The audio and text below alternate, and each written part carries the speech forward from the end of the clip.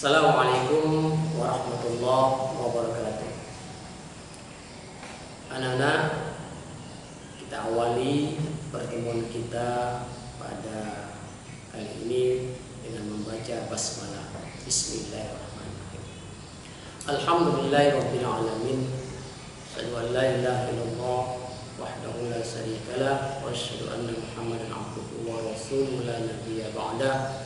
Allahumma shalli wa sallim wa barik ala Muhammadin wa ala alihi wa sahbihi ajma'in.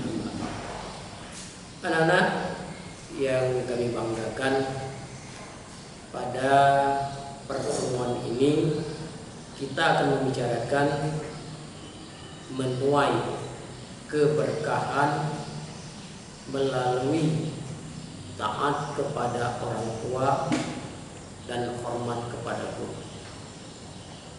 Jadi materi kita pada hari ini tentang masalah menuai keberkahan melalui taat atau berbakti kepada kedua orang tua dan menghormati guru. Anak-anak yang kami banggakan, orang tua adalah orang yang sangat berjasa dalam kehidupan kita, terutama ibu. Dari sejak 9 bulan 10 hari ataupun 9 bulan lebih ataupun kurang, beliau bersusah payah pada waktu kita masih berada dalam kandungan. Lemah pertama lemah ketika kita masih berada dalam kandungan, ibu kita menderita. Kesemuanya itu untuk kebaikan. Dimanapun ibu berada, kita di bawah. Diperhatikan meskipun kita masih berada dalam kandungan. Perpaduan hidup dan mati pada saat ibu mau melahirkan kita. Ketika ada permasalahan pada waktu kelahiran kita, sering dokter bertanya, ibu, salah satu di antaranya mau diselamatkan, ibu atau anak ibu? Pastilah ibu menjawab, selamatkan anak saya. Ini menunjukkan betapa hebatnya perjuangan yang dilakukan oleh ibu kita demi kelahiran kita, demi kebaikan kita. Begitu juga orang tua kita yang namanya bapak.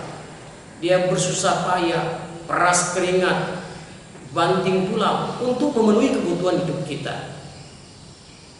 Tidak mengenal yang namanya panas, dingin, demi untuk mendapatkan yang namanya penghidupan, demi untuk memenuhi kebutuhan daripada kebutuhan kita sebagai anak. Bahkan ada seorang ayah, meskipun caranya salah, dia berupaya untuk memenuhi kebutuhan anaknya, sampai-sampai mencuri. Ada kasus beberapa hari yang lalu, ada seorang ayah mengambil HP orang lain demi untuk memenuhi kebutuhan anaknya karena anaknya tidak punya HP. Belajar secara daring. Ini pengorbanan yang dilakukan oleh ayah demi memenuhi kebutuhan daripada anaknya, walaupun caranya salah. Ini menunjukkan betapa besarnya tanggung jawab yang diberikan oleh ayah terhadap anaknya.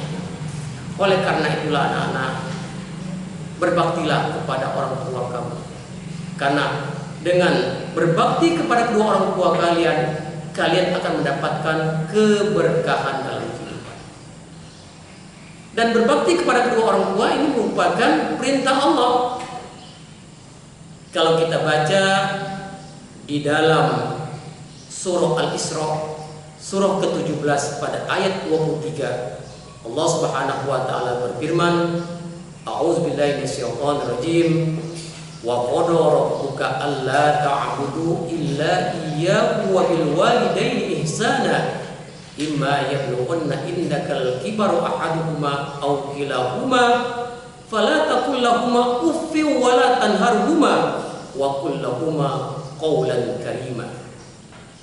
Dan Tuhanmu telah memerintahkan agar kamu jangan menyembah selain Dia, dan hendaklah kamu berbuat baik kepada ibu dan bapak. Apabila keduanya sudah berusia lanjut dalam penjagaanmu, maka janganlah sekali-kali kamu mengatakan kepada keduanya dengan kata-kata ataupun membentak keduanya. Wa qul lahuma qawlan karima, dan ucapkanlah perkataan kepada keduanya dengan qawlan karima, yaitu perkataan yang baik. Anak-anak sekalian, betapa pentingnya kita untuk menghormati kedua orang tua kita, sampai-sampai setelah kita taat kepada Allah, kita mematuhi peraturan yang diajarkan oleh Rasulullah atau mengikuti sunnah Rasul, kita juga dituntut untuk berbakti kepada kedua orang tua. Ini yang pertama. Lalu yang kedua, kita juga diperintahkan untuk taat atau mematuhi nasihat guru. Setelah kita berbakti kepada kedua orang tua, kita harus mematuhi peraturan yang diatur oleh guru, mendengar nasihat apa yang disampaikan oleh guru. Kenapa? Karena guru adalah orang tua kita yang kedua setelah orang tua kita kandung. Guru sangat berjasa dalam kehidupan kita. Kita tadinya tidak bisa membaca, tidak bisa menulis, tidak bisa menghitung. Sekarang kita bisa membaca, sekarang kita bisa menghitung, kita sekarang bisa menulis, bahkan kita bisa berpikir.